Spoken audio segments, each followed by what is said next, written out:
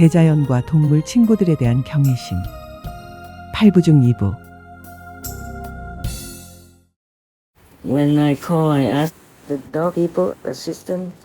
전화를 걸 때는 경공들을 돌보는 이에게 휴대폰 볼륨을 아주 크게 키워달라고 해요. 그래야 내가 말할 때 조수도 듣고 경공 주민들도 들을 수 있으니까요. 가끔은 여러 가지 다른 이야기도 하죠. 늘 경공 주민들에 관한 얘기만 하거나 그들과만 대화하고 그들을 위해서만 이야기하는 건 아니죠. 집안일이나 음식, 유용한 것들이나 살림에 관해서도 이야기하죠.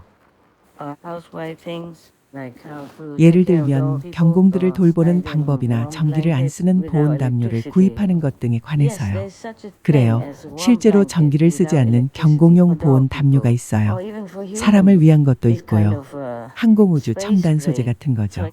그러니 경공 주민을 따뜻하게 해주려고 전기 담요를 살 필요는 없어요. 경공 주민에게 전기 담요를 주지 마세요. 내 조수가 예전에 말도 없이 몇 개를 샀는데 그걸 알고는 내가 말했죠. 안 돼요. 안 돼요. 치워버리세요. 그건 너무 위험해요.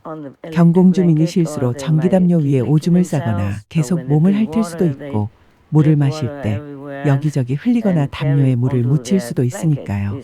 그건 안전하지 않아요. 그래서 그걸 치워버렸죠. 내가 당장 치우라고 했어요.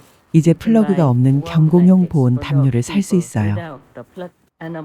그리고 아이들을 시원하게 해주기 위해 시원한 집, 그늘진 집에서 지내게 하면서 찬물이나 얼음물을 줄 수도 있고 에어컨, 선풍기 등을 틀어줄 수도 있지만 쿨매트를 깔아줘도 돼요.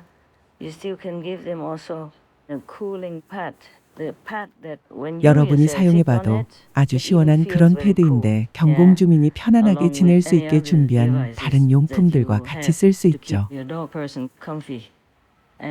여건이 된다면 경공 주민에게 방을 하나 내주세요. 아니면 크고 탁 트인 창문이 있는 방이 있다면 거기서 지내게 해주세요. 그들은 밖을 내다보며 정원의 나무와 잔디와 꽃을 보는 걸 정말 좋아하거든요. 혹은 여러분이 숲 근처나 숲속 그런 곳에 살고 있다면요. 왜냐하면 경공 주민은 본래 야생에 속한 존재니까요. 그들은 역사적으로 얼마나 오래됐는지도 모를 만큼 오래전부터 길들여져 왔어요. 인간과 함께 지내는 것에 익숙해졌죠. 그리고 지금도 공동주택이나 아파트에 살고 있으면서 할 수만 있다면 바깥 풍경을 보는 걸 정말 좋아할 거예요. 그러니 밝고 탁 트인 방이 있다면 여러분과 함께 있는 낮 동안만이라도 아이들에게 그 공간을 내어주세요. 하늘, 태양, 나무 또는 지나가는 사람들을 내다볼 수 있도록요. 어쨌든 얇고 가벼운 이런 온열 패드, 보온 매트리스를 살 수 없다면 어떤 방법으로든 온열 패드를 살 수 없다면 이런 핫팩을 쓸 수 있죠. 시트나 담요 아래 겨울용 담요나 시트 밑에 그것을 놔두세요. 직접 몸에 닿지 않게요. 털이 없는 배 같은 민감한 부위는 화상을 입을 수 있으니까요. 나는 내 경공 주민들에게 그렇게 해줘요. 내가 그들 곁에 없더라도 그들이 가능한 모든 걸 누릴 수 있도록 신경 쓰죠. 그리고 날씨가 너무 더울 땐 여유가 된다면 에어컨을 설치해 주세요. 이동식 에어컨 같은 임시용이라도요. 그것도 꽤 시원해요. 벽에 구멍 뚫는 게 싫고 비용이 너무 많이 들거나 너무 시끄럽고 시간이 많이 들어서 정식 에어컨을 설치하고 싶지 않다면 새로 나온 이동형 에어컨들도 있어요. 그것들도 꽤 괜찮아요. 에어컨을 바깥벽이나 방충망 밖에 설치해 놓을 수 있는데 파이프만 통과시키면 찬 바람이 들어오죠.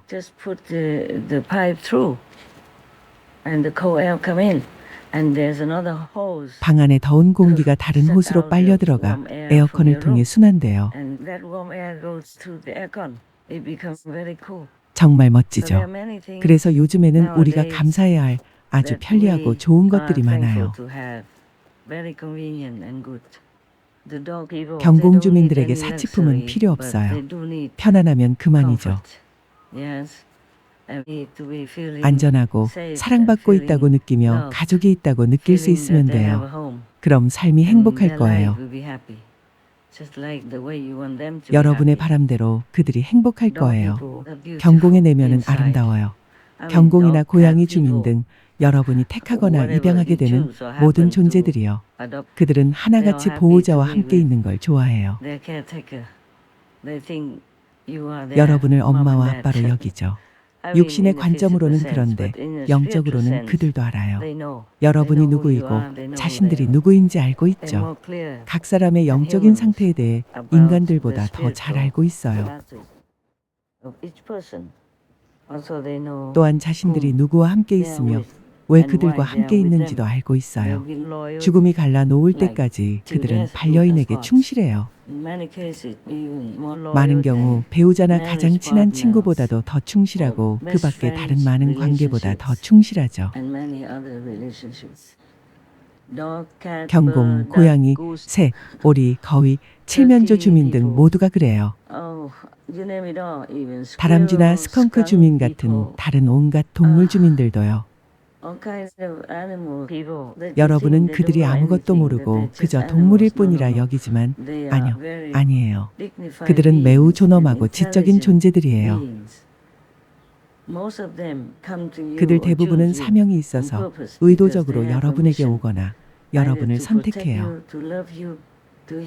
여러분을 지키고 사랑하고 치유하고 여러분에게 편안하고 사랑받는 느낌을 주거나 행운을 가져다 주고 여러분의 삶에 좋은 변화를 가져다 주기 위한 사명이죠. 동물 주민들은 많은 걸 할 수 있어요. 신체적으로는 인간만큼 많은 걸 할 수 없지만 영적으로나 내적으로 보이지 않는 면에선 보살펴주는 반려인들에게 정말 훌륭한 조력자가 되죠.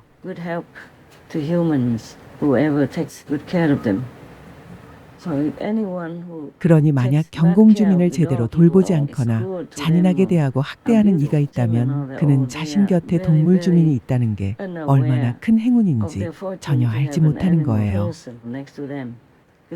왜냐하면 동물 주민은 정말 강력하거든요. 천안이 있다면 그걸 볼 수 있을 거예요. 그들이 육신 너머에서 보이지 않게 일하는 방식은 믿기지 않을 정도로 놀라워요. 그들은 오라를 읽고 에너지를 읽을 수 있어서 누가 누구인지 알아요. 하지만 많은 인간들은 알지 못하죠. 어쨌거나 그들은 인간의 삶에 행운을 가져오고 충성을 다하고 여러 방면으로 여러분을 도와요. 여러분은 그것에 대해 알고 싶겠죠. 하지만 그들은 결코 여러분에게 베푼 호의를 떠벌리지 않아요. 동물 주민들, 심지어 야생의 동물 주민들조차도 여러분이 가까이 있게 되거나 그들에게 친절을 베풀면 보이지 않게 여러분을 돌봐주고 여러 면에서 보호해 줄 거예요.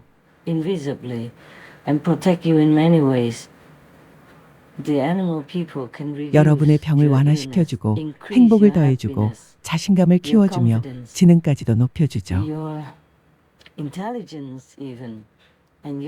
그리고 더 자비로운 삶의 방식으로 이끌어주죠.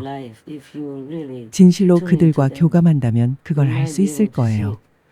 그리고 참고로 난 내 경공 주민들에게도 마음이 편해졌는지, 평화가 다가오고 있는지, 평화가 가까워졌는지, 어쩌면 공식적으로 곧 실현될 수도 있는지 물어봤어요. 그들은 맞아요라고 했죠. 네, 그들은 행복해하고 있죠. 그래서 이젠 더 이상 심하게 매달리지 않고 구석으로 숨지도 않고 자신감 있게 걷고 뛰면서 행복해하죠. 정말 자신감과 확신에 차 있고 행복해해요.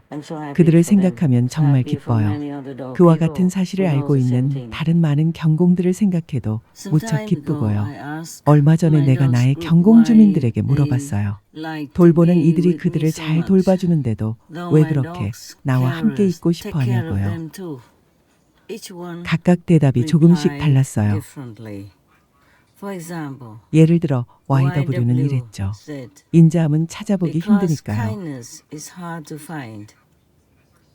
TY, 제 생명을 구하셨으니 저는 이젠 스승님 거예요. SG, 우리 가족 모두를 구해주셨으니 스승님은 제 영웅이세요. 사랑해요.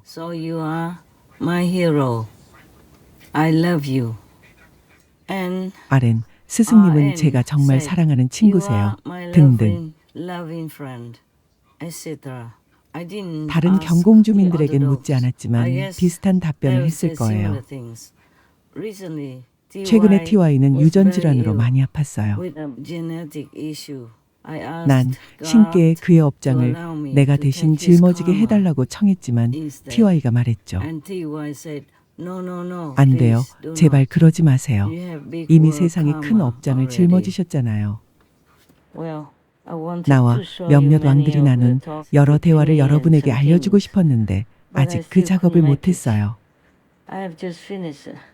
작년부터 관심을 가져주길 고대하는 수천 장의 사진 작업을 이제 막 끝마쳤거든요. 내 손길을 애타게 기다리며 1년 넘게 카메라에 묵혀져 있었죠. 이 모든 걸 할 시간이 전혀 없었어요. 틈틈이 조금씩은 했는데 최근에서야 다 끝냈어요. 사실 부분적으로만 끝낸 거죠. 편집은 안 했어요. 대략적인 편집은 했는데 완성된 건 아니에요. 또 카메라에서는 사진이 멋지고 아름다운데 이걸 컴퓨터로 옮기고 또 그 컴퓨터에서 다른 컴퓨터로 보내서 마무리한 다음 방송에 내보려고 하면 원래 사진과 달라져서 속상해요.